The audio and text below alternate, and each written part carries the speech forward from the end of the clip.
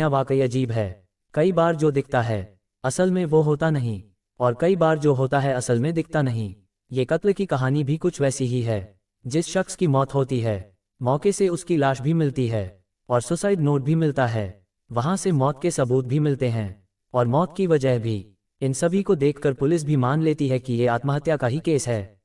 लेकिन जब postmortem report police के हाथ आती है तो पूरी घटना ही बदल जाती है।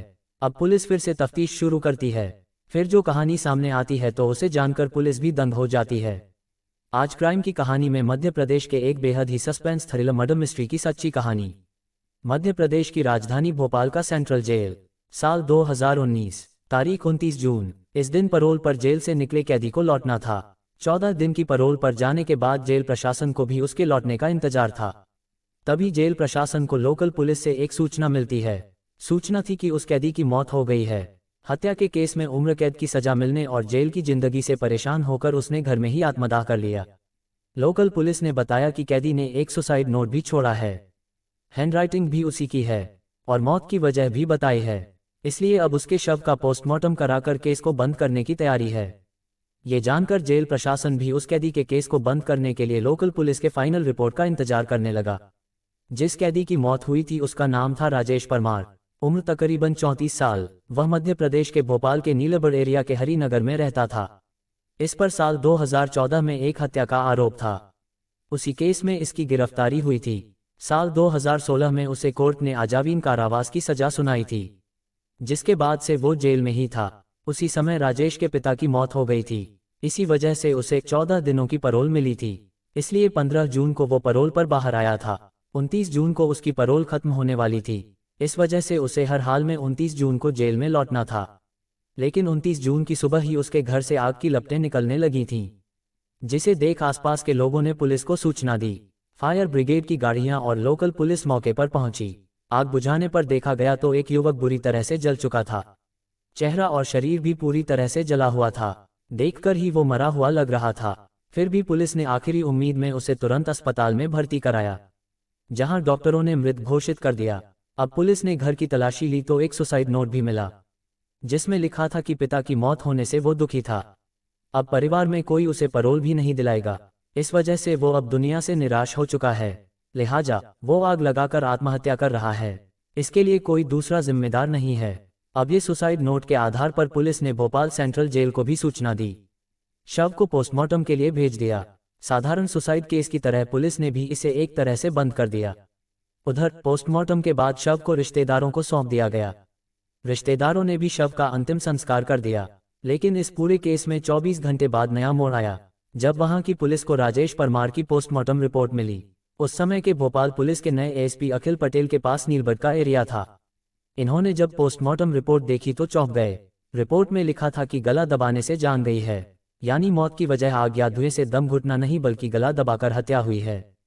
फिर वो इस केस की तफ्तीश में जुट जाते हैं। तुरंत मौके से ली हुई सभी फोटोग्राफ अपने पास मंगवाते हैं। सभी फोटो को बारीकी से देखते हैं। एक फोटो में वो देखते हैं कि मरने वाले शख्स का पैर बिल्कुल एक दूसरे से चिपका हुआ था, जबकि जब भी कोई जलकर मरेगा तो वो तड़पने लगेगा। फिर उसके पैर एक दूसरे से चिपकने के बजाय अलग अलग होने चाहिए, लेकिन इस केस में ऐसा नहीं था। दूसरी तस्वीरें भी देखते हैं। उनसे पता चलता है कि उस शख्स का चेहरा और सीने वाला हिस्सा ही पूरा जला था, जबकि हाथ और पैर ज्यादा जले नहीं थे और अजीब तरीके से मुड़े भी थे। इससे शक यही होता है कि कहीं हाथ और पैर बंधे तो नहीं थे, जिस वजह से ऐसा हुआ। अब इसका पता लगाने के लिए वो पुलिस अधिकारी पूरी टीम के साथ मौके पर जाते हैं।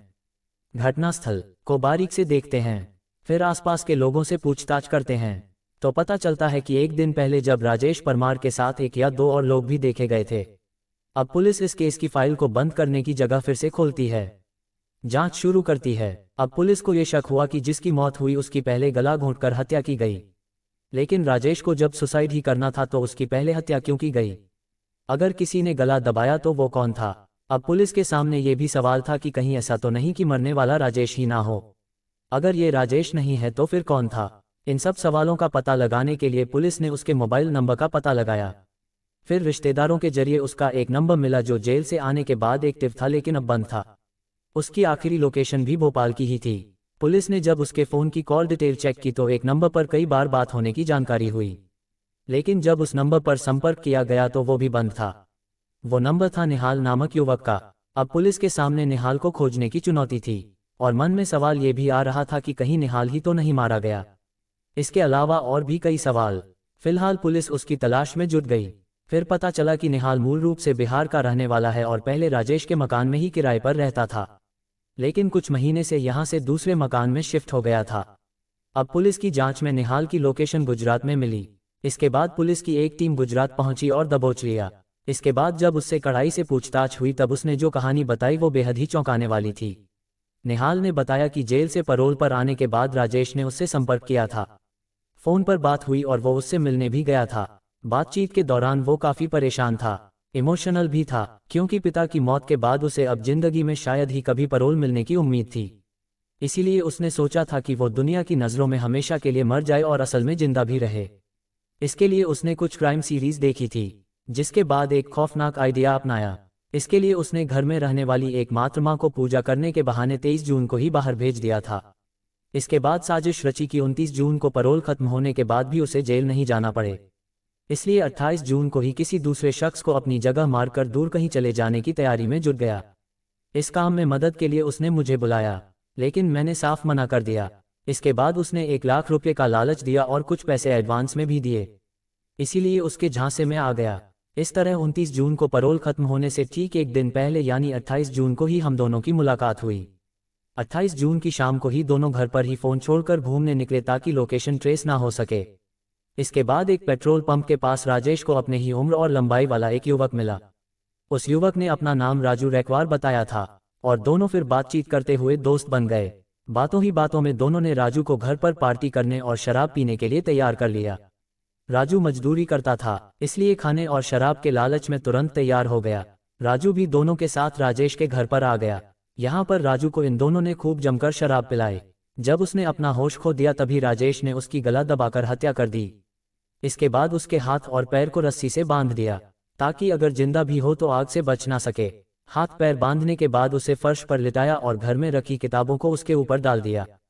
फिर राजेश ने खुद ही एक सुसाइड नोट लिखा और उसे कुछ दूरी पर रख दिया ताकि वो सही सलामत पुलिस को सुसाइड के सबूत के रूप में मिल जाए। इसके बाद दोनों ने बाइक से निकाला हुआ पेट्रोल भी डाल दिया ताकि आग से वो पूरी तरह से जल जाए। चूंकि घर का दरवाजा बाहर से बंद होने पर साजिश का शक हो सकता था, इसलिए दोनों ने घर के दरवाजे को अंदर से बंद किया और छत के रास्ते बाहर निकल आए। इसके बाद खिड़की से माचिस जलाकर तीली को अंदर फेंक दिया। इस तरह जब आग की लपटें बढ़ गईं तब दोनों एक साथ वहां से फरार हो गए थे। साजिश के तहत राजेश ने निहाल का एक पुराना सिम कार्ड सिर्फ लिया और साउथ इंडिया में चला गया। वहीं निहाल गुजरात आ गया था। अब पुलिस ने निहाल की कहानी की सच्चाई का पता लगाने के लिए उस मृत युवक के बारे में पता लगाया तो ये सच निकला, क्योंकि राजू रैकवार की पत्नी ने 28 जून की रात में ही लोकल पुलिस में गुमशुदगी की शिकायत दी हुई थी। इसके अलावा पुलिस को राजेश के घर से राजू की चप्पल भी मिली थी जिसे उसकी पत्नी ने पहचान लिया था। ये जानकर पुलिस अब जांच में तेजी से जुट गई। अब पुलिस को पूरी कहानी समझ में आ गई थी, लेकिन जब तक राजेश आंखों के सामने नहीं आ जाता तब तक जांच अधूरी ही थी। अब पुलिस को यह यकीन था कि आज नहीं तो कल राजेश किसी भी तरह निहाल से जरूर संपर्क करेगा। राजेश भी निहाल का एक पुराना सिम कार्ड ले गया था। इस तरह अगले ही दिन आखिरकार राजेश का फोन निहाल के पास आ ही गया। पुलिस की मौजूदगी में ही निहाल उससे बात करने लगा। राजेश ने वहां के हालात के बारे में पूछा कि कुछ गड़बड़ तो नहीं है। निहाल ने बताया कि कोई गड़बड़ नहीं है, पुलिस को कुछ पता नहीं चला। इसके बाद राजेश ने कहा कि चेन्नई में उसे कुछ मदद चाहिए, अगर कोई दोस्त हो तो बताना। इस पर निहाल ने कहा कि वो उसे जल्द ही बताएगा। इसके बाद फोन कट हो गया। अब पुलिस ने भी राजेश को पकड़ने के लिए पूरी फिल्मी कहानी रची। इसके तहत पुलिस के कुछ लोगों को चेन्नई भेजा और उन्हें लोकल बनकर राजेश से मिलने के लिए बोला। इस तरह निहाल ने राजेश को चेन्नई में रहने वाले अपने एक दोस्त का जिक्र करते हुए उसका फ़ोन नंबर शेयर किया, जिसके बाद राजेश पुलिस वाले को ही निहाल का दोस्त समझकर उससे बात की और मिलने गया। जैसे ही राजेश ने लुंगी और माथे पर तिलक लगाए दो युवकों को निहाल का दोस्त समझकर मदद मांगने पहुंचा तभी उसे पकड़ लिया गया। इस तरह पुलिस ने एक ब्लाइंड मर्डर केस का खुलासा करते हुए 8 जुलाई 2019 को पूरे केस को मीडिया के सामने लाया था। इस केस के बारे में खुद आईपीएस अधिकारी अखिल पटेल कहते हैं कि ये केस कानून की आंखों में धूल झोंकने वाला था, लेकिन जब बारीकी से केस की जांच हुई तो पूरा सच सामने आ गया। इसके बाद राजेश फिर से सलाखों के पीछे भेज दिया गया।